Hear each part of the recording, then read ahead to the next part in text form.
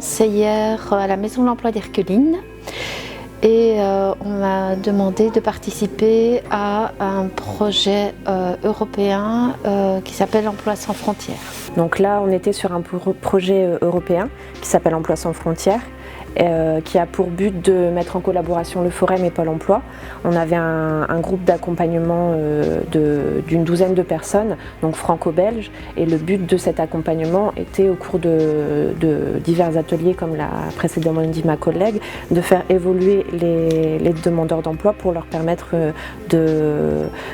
d'accéder plus facilement à l'emploi de l'autre côté de la frontière. Le module dure 3 mois et durant ces 3 mois, nous avons dû co-construire avec l'aide de Pôle emploi 12 ateliers où nous avons pu échanger nos compétences, où nous avons pu échanger au niveau législation, au niveau mode de fonctionnement de recrutement. Alors au cours de cet accompagnement, on a eu une douzaine d'ateliers auxquels on a fait participer des partenaires, donc notamment des agences d'intérim, le CSIR, des collaborateurs sur les maisons de l'emploi pour tout ce qui est législation transfrontalière, pour nous informer là-dessus.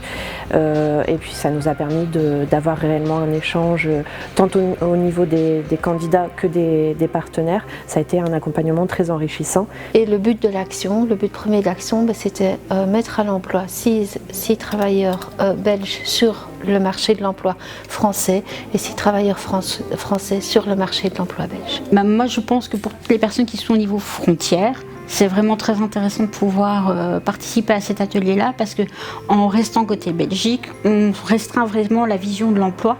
Moi, étant à Tournai, j'ai presque aussi facile d'aller à Lille que de me rendre à Mons. Ce qui me bloquait vraiment, c'était l'aspect fiscal. J'avais peur que, question salaire, ça je connaissais, mais je pensais qu'on était beaucoup plus taxé en France, qu'il y avait des contraintes au niveau administratif. Mais avec le recul, maintenant, en suivant cette formation, c'est beaucoup plus clair et ça ne me fait plus peur. Il faut pouvoir s'adapter aussi parce que les termes ne sont pas les mêmes du côté belge et français. Quand on recherche un emploi, on n'utilise pas le même vocabulaire et les entretiens d'embauche ne se posent pas du tout de la même façon et les questions ne sont pas les mêmes et leurs attentes ne sont pas forcément les mêmes par rapport aux différents postes. Durant ce module, on a été sensibilisés aux postes recherchés en Belgique pour les demandeurs d'emploi français et en France pour les demandeurs d'emploi belges. Ça nous a permis aussi de pouvoir adapter et cibler notre recherche d'emploi. On a fait les préparations pour pouvoir se présenter, tout ce qui était job dating, les petits speeches super rapides. On a revu nos CV. Et moi, je dois dire que depuis qu'on a revu mon CV, à chaque fois que j'envoie derrière, maintenant j'ai un entretien d'embauche. Donc ça, c'est vraiment grâce à la formation.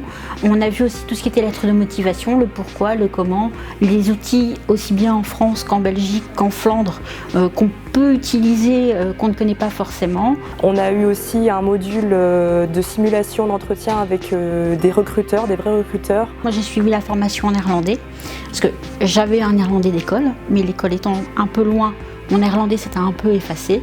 Et on a eu vraiment des cours de néerlandais spécifiques, vraiment travailler sur l'emploi, sur les questions pour pouvoir répondre en entretien d'embauche en néerlandais et développer son néerlandais. Très pointu et très rapide. Moi qui n'aimais pas le néerlandais, je dois dire que maintenant je me débrouille bien. Ce qui a été vraiment très utile pour moi, c'est que, étant donné que quand j'ai terminé mes études, je suis directement partie travailler, donc je n'ai pas vraiment l'expérience des entretiens d'embauche, etc. Donc quand j'ai perdu mon travail, évidemment j'ai peut-être un peu perdu confiance en moi. Le fait de me retrouver dans un groupe aussi homogène et sympathique, je me suis dit je ne suis pas la seule et je vais dire, en 3 mois, ça m'a permis de reprendre beaucoup de confiance en moi et lors du premier test entretien, j'étais à l'aise, donc j'avais pas peur. Donc c'est ça qui m'a beaucoup marqué chez moi. Je crois que même les formateurs diront la Laurence du début n'est plus la même après 3 mois. J'ai aussi en tête l'atelier sur le job dating, donc la clôture en fait, où c'est la concrétisation de tous nos modules.